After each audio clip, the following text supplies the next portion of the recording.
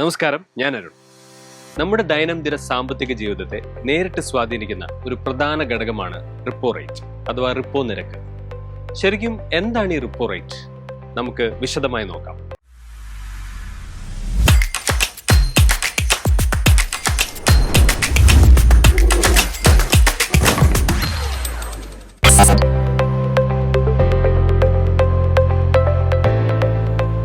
ഇന്ത്യയുടെ സാമ്പത്തിക നിലയെയും നിങ്ങളുടെ വ്യക്തിപരമായ സാമ്പത്തിക ഭാവിയെയും നേരിട്ട് സ്വാധീനിക്കുന്ന ഒരു സുപ്രധാന ഘടകമാണ് റിപ്പോ നിരക്ക്. സാധാരണയായി നമ്മൾ പണത്തിനായി ബാങ്കുകളെ സമീപിക്കാറുണ്ട്.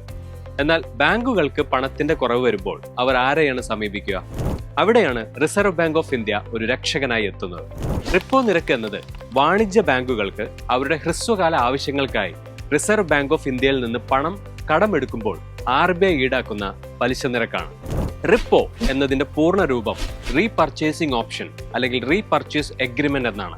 അതായത് തിരിച്ചെടുക്കാനുള്ള ഉടമ്പടി. എന്താണ് ഈ ഉടമ്പടി? ബാങ്കുകൾ RBIയിൽ നിന്ന് പണം കടം വാങ്ങുമ്പോൾ അവർക്ക് കൊളാറ്ററലായി, അതായത് ഈടായി ഗവൺമെന്റ് സെക്യൂരിറ്റീസ് നൽകണം. ഒരു നിശ്ചിത സമയപരിധിക്കുള്ളിൽ ഒരു നിശ്ചിത വിലയ്ക്ക് ഈ സെക്യൂരിറ്റികൾ തിരിച്ചെടുക്കാമെന്ന വ്യവസ്ഥയിലാണ് ഈ വായ്പ എടുക്കുന്നത്. ഈ തിരിച്ചെടുക്കുന്ന വിലയിലെ വ്യത്യാസമാണ് പലിശയായി കണക്കാക്കുന്നത്.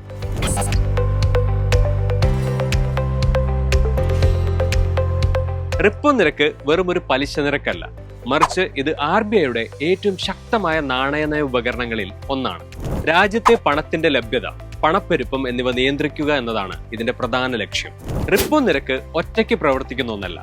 റിപ്പോ നിരക്കുമായി അഭേദ്യമായി ബന്ധപ്പെട്ട് കിടക്കുന്ന മറ്റു പ്രധാന നിരക്കുകൾ കൂടിയുണ്ട്.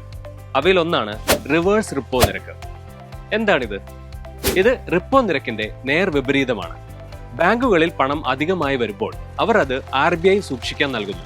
ഇങ്ങനെ ബാങ്കുകൾ RBIക്ക് നൽകുന്ന പണത്തിന് RBI തിരികെ നൽകുന്ന പലിശ നിരക്കാണ് റിവേഴ്സ് റിപ്പോ നിരക്ക്. ഇനി മറ്റൊന്ന് ബാങ്ക് നിരക്കാണ്. ബാങ്ക് റേറ്റ് എന്ന് പറയും. എന്താണിത്? ഇത് റിപ്പോ നിരക്കിന് സമാനമാണെങ്കിലും ഇവിടെ ഈടായി ഗവൺമെന്റ് സെക്യൂരിറ്റികൾ നൽകുന്നില്ല.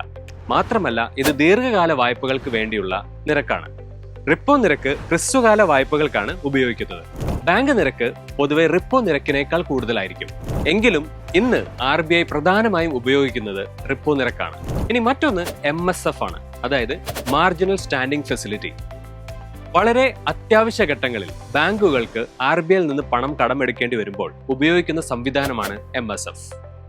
MSF നിരക്ക് സാധാരണയായി റിപ്പോ നിരക്കിനേക്കാൾ കൂടുതലായിരിക്കും. ഇത് ബാങ്കുകൾ അവസാന ആശ്രയമായി ഉപയോഗിക്കുന്നു. സാധാരണയായി റിപ്പോ നിരക്ക്, റിവേഴ്സ് റിപ്പോ നിരക്ക്, MSF, ബാങ്ക് നിരക്ക് എന്നിവയെല്ലാം ഒരുമിച്ച് വർദ്ധിപ്പിക്കുകയോ കുറയ്ക്കുകയാണ് RBI ചെയ്യുന്നത്. ഇവയെല്ലാം ലിക്വിഡിറ്റി അഡ്ജസ്റ്റ്മെന്റ് ഫെസിലിറ്റിയുടെ ഭാഗമാണ്.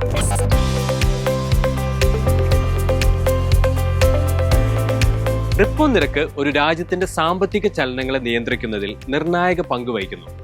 അതിലാദ്യത്തേത് പണപ്പെരുപ്പ് നിയന്ത്രണമാണ്. ഇൻഫ്ലേഷൻ നിയന്ത്രിക്കുക എന്നതാണ് RBIയുടെ പ്രധാന ലക്ഷ്യങ്ങളിൽ ഒന്ന്. റിപ്പോ നിരക്ക് വർദ്ധിപ്പിക്കുമ്പോൾ ബാങ്കുകൾക്ക് RBIയിൽ നിന്നുള്ള പണം കൂടുതൽ ചെലവേറിയതാകുന്നു. ബാങ്കുകൾ ഉപഭോക്താക്കൾക്ക് നൽകുന്ന ഭവന വായ്പ, വ്യക്തിഗത വായ്പ, വാഹന വായ്പ തുടങ്ങിയവയുടെ പലിശ നിരക്കുകൾ വർദ്ധിപ്പിക്കുന്നു. വായ്പയുടെ ചെലവ് കൂടുന്നതിനാൽ ആളുകൾ കുറച്ച് വായ്പകൾ എടുക്കുന്നു. വിപണിയിലെ പണത്തിന്റെ ഒഴുക്ക് അഥവാ മണി സപ്ലൈ കുറയുന്നു. സാധനങ്ങളുടെ ഡിമാൻഡ് കുറയുകയും പണപ്പെരുപ്പം നിയന്ത്രിക്കപ്പെടുകയും ചെയ്യുന്നു. ഇനി റിപ്പോ നിരക്ക് കുറയുമ്പോൾ ബാങ്കുകൾക്ക് കുറഞ്ഞ പലിശയ്ക്ക് പണം ലഭിക്കുന്നു. വായ്പകളുടെ പലിശ നിരക്കുകൾ കുറയുന്നു. കൂടുതൽ ആളുകൾ വായ്പ എടുക്കുകയും ബിസിനസ്സുകൾ കൂടുതൽ നിക്ഷേപം നടത്തുകയും ചെയ്യുന്നു. വിപണിയിലെ പണത്തിന്റെ ഒഴുക്ക് വർദ്ധിക്കുകയും സാമ്പത്തിക വളർച്ചയെ ഉത്തേജിപ്പിക്കുകയും ചെയ്യുന്നു. ഇനി ബാങ്കിംഗ് മേഖലയിൽ സ്വാധീനത്തെക്കുറിച്ചാണ്. റിപ്പോ നിരക്ക് ബാങ്കുകളുടെ പ്രവർത്തനത്തെ നേരിട്ട് ബാധിക്കുന്നുണ്ട്. ബാങ്കുകൾ റിപ്പോ നിരക്കിനേക്കാൾ കുറഞ്ഞ പലിശ നിരക്കിൽ വായ്പ നൽകിയാൽ അവർക്ക് നഷ്ടമുണ്ടാകും. അതിനാൽ റിപ്പോ നിരക്കിന്റെ മാറ്റങ്ങൾക്കനുസരിച്ച് ബാങ്കുകൾ അവരുടെ അടിസ്ഥാന വായ്പാ നിരക്കുകളായ MCLR അഥവാ marginal cost of funds based lending rate, അതുപോലെ തന്നെ EBLR external benchmark based lending rate എന്നിവയിൽ മാറ്റം വരുത്തുന്നു.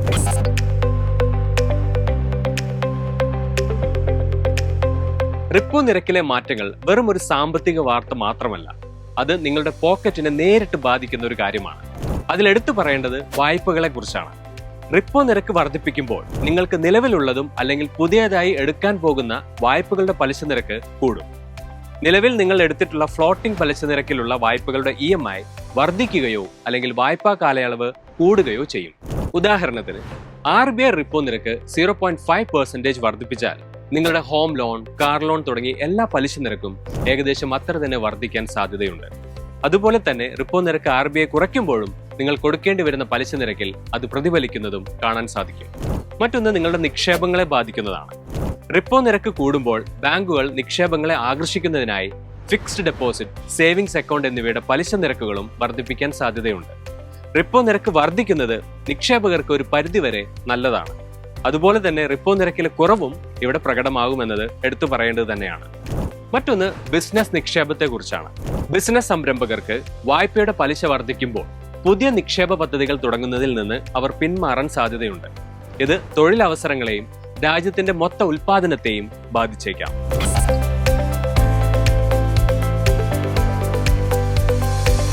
റിപ്പോ നിരക്ക് രാജ്യത്തിന്റെ സാമ്പത്തിക സ്ഥിതിയുടെ ഒരു പ്രധാന താക്കോലാണ്.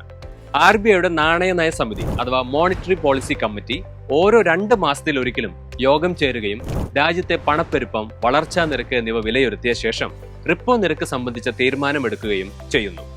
ഒരു ഉപഭോക്താവ് എന്ന നിലയിൽ നിങ്ങൾ എപ്പോഴും MPCയുടെ തീരുമാനങ്ങൾ ശ്രദ്ധിക്കണം. റിപ്പോ നിരക്ക് ഉയരുമ്പോൾ നിങ്ങളുടെ വായ്പാ ബാധ്യതകൾ കൂടാനും നിക്ഷേപങ്ങൾക്ക് കൂടുതൽ പലിശ ലഭിക്കാനും സാധ്യതയുണ്ട്. സമ്പദ് വ്യവസ്ഥയുടെ ഈ അടിസ്ഥാന ഘടകത്തെക്കുറിച്ച് നിങ്ങൾ മനസ്സിലാക്കുന്നത് മികച്ച സാമ്പത്തിക തീരുമാനങ്ങൾ എടുക്കാൻ നിങ്ങളെ സഹായിക്കും. റിപ്പോ നിരക്കിലെ മാറ്റങ്ങൾ നിങ്ങളുടെ പണത്തെ എങ്ങനെ സ്വാധീനിക്കുമെന്ന് മനസ്സിലാക്കിക്കൊണ്ട് മുന്നോട്ട് പോവുക.